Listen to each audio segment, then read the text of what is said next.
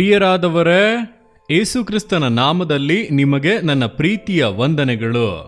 ಹೇಗಿದ್ದೀರಾ? ಚೆನ್ನಾಗಿದ್ದೀರಾ? ಕಾರ್ಯಗಳೆಲ್ಲ ಹೇಗಿದೆ?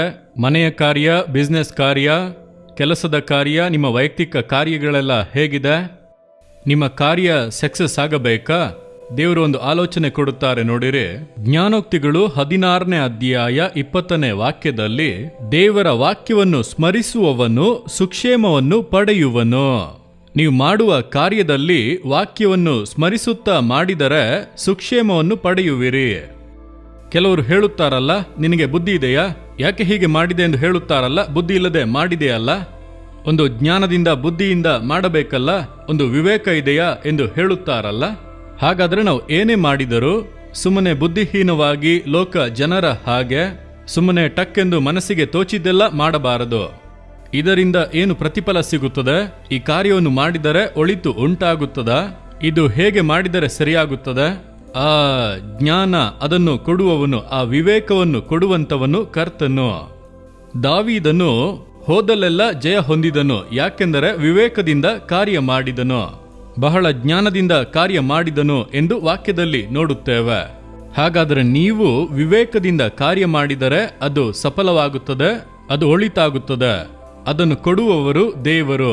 ದೇವರ ಬಳಿ ಕೇಳಬೇಕು, ದೇವರೇ, ಈ ಕಾರ್ಯವನ್ನು ನಾನು ಜ್ಞಾನವಾಗಿ ವಿವೇಕವಾಗಿ ಮಾಡಿ ಮುಗಿಸಬೇಕು, ನನಗೆ ಕೃಪೆ ಕೊಡಿ ಎಂದು ಕೇಳಿದರೆ ದೇವರ ಕೃಪೆಯನ್ನು ಕೊಡುವರು.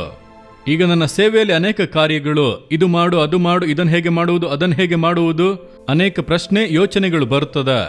ನಾನದನ್ನು ನೋಡಿದರೆ ಮನಸ್ಸು ಗೊಂದಲವಾಗುತ್ತದೆ, ಹೇಗೆ ಮಾಡುವುದೋ ತಿಳಿಯದು. ಆದರೆ ದೇವರ ಪಾದದಲ್ಲಿ ಹೋಗಿ ಸ್ವಲ್ಪ ಸಮಯ ಸುಮ್ಮನೆ ಕುಳಿತು, ದೇವರೇ, ಇದನ್ನು ಹೇಗೆ ಮಾಡುವುದು, ಇದನ್ನು ಹೇಗೆ ಮಾಡಿ ಮುಗಿಸುವುದು, ಹೇಗೆ ಮಾಡಿದರೆ ಸಕ್ಸಸ್ ಆಗುತ್ತದೆ, ನನಗೊಂದು ಆಲೋಚನೆ ಕೊಡಿರಿ, ಜ್ಞಾನ ಕೊಡಿರಿ ಎಂದು ಪ್ರಾರ್ಥಿಸಿದರೆ ಹಾಗೆ ಒಂದು ಸ್ಪಷ್ಟತೆ ಉಂಟಾಗುತ್ತದೆ. ದೇವರ ಪ್ರಸನ್ನತೆಯಲ್ಲಿ ಪ್ರಾರ್ಥಿಸುವಾಗ ಪರಿಶುದ್ಧಾತ್ಮನು ನಮ್ಮ ಹೃದಯದಲ್ಲಿ ಸುಂದರವಾಗಿ ಮಾತನಾಡಿ ಒಂದು ನಡೆಸುವಿಕೆಯನ್ನು ಕೊಡುತ್ತಾರೆ ನೋಡಿರಿ, ಎಲ್ಲವೂ ಸಕ್ಸಸ್ ಆಗಿ ತೀರುತ್ತದೆ. ಹಾಗಾಗಿ ನೀವು ಯಾವುದೇ ಕಾರ್ಯವನ್ನು ಮಾಡಿದರೂ ಅವಸರ ಪಡಬೇಡಿ.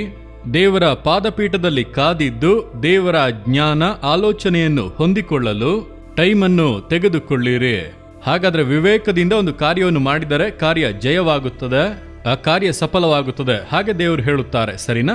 ಇಂದು ನೀವು ಮಾಡುವುದಕ್ಕೆ ಹೋಗುವ ಕಾರ್ಯ ಎಂದೇ ಆಗಿದ್ದರೂ ನಿಧಾನವಾಗಿ ದೇವರ ಪಾದದಲ್ಲಿ ಕುಳಿತು ವಿಷಯಗಳನ್ನು ದೇವರಿಗೆ ತಿಳಿಯಪಡಿಸಿ ದೇವರ ಆಲೋಚನೆಯನ್ನು ಹೊಂದಿ ಕಾರ್ಯ ಮಾಡಬೇಕು.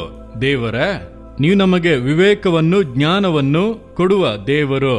ಪ್ರೀತಿಯ ಈ ಮಗನು ಈ ಮಗಳು ತೊಳಲಾಡುತ್ತಿರುವ ಕಾರ್ಯದಲ್ಲಿ ನಿಮ್ಮ ನಡೆಸುವಿಕೆಯನ್ನು ಕೊಡಿರಿ, ವಿವೇಕವನ್ನು ಕೊಡಿರಿ, ಅದನ್ನು ಜಯವಾಗಿ ಮಾರ್ಪಡಿಸಿರಿ. ಯೇಸುವಿನ ನಾಮದಲ್ಲಿ ಪ್ರಾರ್ಥಿಸುತ್ತೇವೆ ತಂದೆಯೇ, ಆಮೇನ್, ಆಮೇನ್.